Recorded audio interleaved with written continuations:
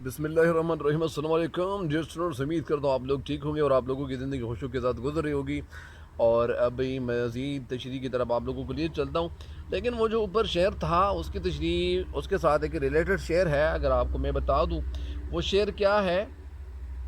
حقارت سے نہ دیکھیں اہل ساحل اہلی طوفاں کو، حقارت سے نہ دیکھیں اہلی ساحل اہل طوفاں کو، کبھی ایسا بھی ہوتا ہے کنارے ڈوب جاتے ہیں، کبھی ایسا بھی ہوتا ہے کنارے ڈوب جاتے ہیں۔ تو ابھی تشریح کی طرف آپ لوگوں کو لیے چلتا ہوں، لیکن میرے چینل پہ ہر نئے آنے والے ان کو چاہیے کہ میرے چینل کو سبسکرائب کریں، اور اگر سبسکرائب نہیں کرنا چاہتے تو ان کی اپنی مرضی ہے، اور لیکن اپنے دوستوں کے ساتھ اس چینل کا لنک ضرور شیئر کریں، ٹھیک ہے؟ ضرور شیئر کیجیے گا، شکریہ۔ ابھی بڑھتے ہیں مزید شعر کی تشریح کی طرف۔ شعر کیا ہے؟ شعر یہ ہے: یہی دنیا ہے بستی آنسوؤں کی، یہی دنیا ہے بستی آنسوؤں کی، آنسوؤں کی، آنسو آنسو، یہی دنیا تبسم زار بھی ہے۔ آنسو کی جگہ یعنی وہ جگہ جہاں لوگ آنسو بہاتے ہیں، یعنی غموں کی زندگی، غموں سے بری ہوئی زندگی، جب انسان صرف آنسو ہی بہاتے ہیں اور کچھ نہیں بہاتے، یعنی صرف آنسو سے ان کا واسطہ ہوتا ہے اور کچھ نہیں ہوتا۔ تو اس کا ایک مطلب تو یہ بھی ہے۔ دوسرا جو مطلب یہاں پہ تبسم زار، تبسم زار وہ جگہ جہاں لوگ کیا ہو، یعنی وہ مسکراہٹ ہو، اور تبسم زار کے معنی جگہ یا کھیت، تو اس کا مطلب یہ ہو جاتا ہے کہ وہ جگہ جہاں پہ لوگ خوش رہ سکے، جہاں پہ لوگ خوشیوں کے ساتھ زندگی گزار رہا ہو یا لوگ زندگی گزار رہے ہو، تو اس کو کیا کہتے ہیں؟ تبسم زار، یعنی ہنسنے مسکرانے کی جگہ، وہ جگہ جہاں پہ لوگ ہنستے ہو، مسکراتے ہو۔ تو ابھی بڑھتے ہیں، اس شعر کا مفہوم کیا ہے؟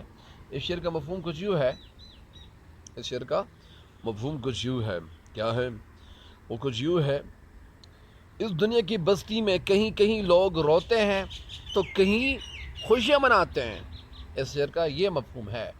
اس شعر کی تشریح کچھ یوں ہے، شعر میں کہنا یہ چاہتے ہیں، اور شاعر اس شعر میں دو مختلف مطالب ہمارے سامنے رکھتے ہیں۔ پہلا مطلب یہ کہ ایک مثبت مطلب ہے اور ایک منفی، دونوں پہلوؤں پہ وہ روشنی ڈالتے ہیں، اور کہنا کیا چاہتے ہیں، کہنا کیا چاہتے ہیں، یعنی بہت خوبصورت طریقے سے انہیں ہمیں سمجھاتے ہیں، اور ہمیں کیا سمجھاتے ہیں، انہیں انسانی زندگی کے دونوں پہلوؤں پر روشنی ڈالتے ہوئے شعر کہتے ہیں کہ یہ دنیا آنسوؤں کی بستی بھی ہے اور مسکراہٹوں کا مقام بھی ہے، مسکراہٹوں کا مقام بھی ہے، مقام۔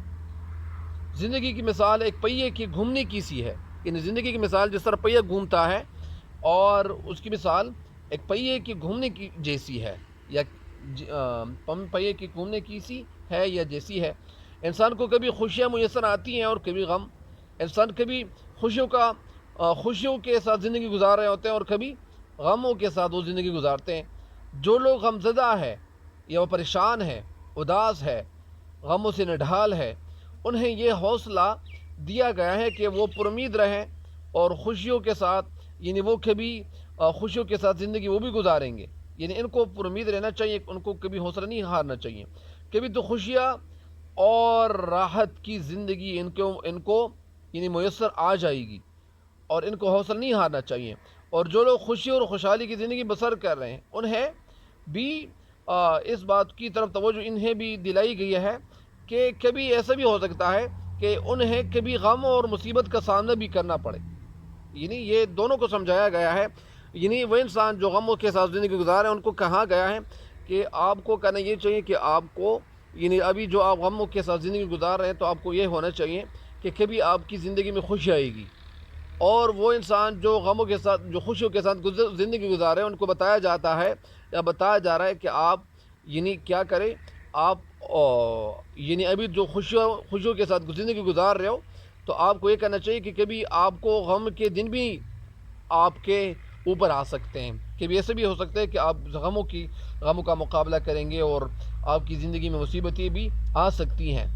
تو اس لیے ان کو تیار رہنے کے حوالے سے کہا گیا ہے کہ تیار رہو، تیاری پکڑو۔ لہٰذا انسان کو یہ حقیقت بالکل مان لینی چاہیے کہ زندگی میں خوشی بھی آ سکتی ہیں اور غم کے دن بھی آ سکتے ہیں۔ ایک مولانا صاحب تھے، میں ان کے درس میں بیٹھا ہوا تھا، تو وہ کہہ رہے تھے کہ اپنے خطبے میں کہ انسانی زندگی جو ہے اس میں جو خوشیاں ہوتی ہیں وہ بھی مختصر ہوتی ہیں اور جو غم ہوتے ہیں وہ بھی مختصر ہوتے ہیں، لیکن کبھی کبھار ایسے بھی ہو سکتے ہیں کہ غم زیادہ ہوتے ہیں اور خوشیاں کم ہوتے ہیں، خوشیاں کم ہوتی ہے، اور کبھی کبھار یہ بھی ہوتا ہے کہ خوشیاں زیادہ ہوتی ہیں اور غم کم ہوتے ہیں۔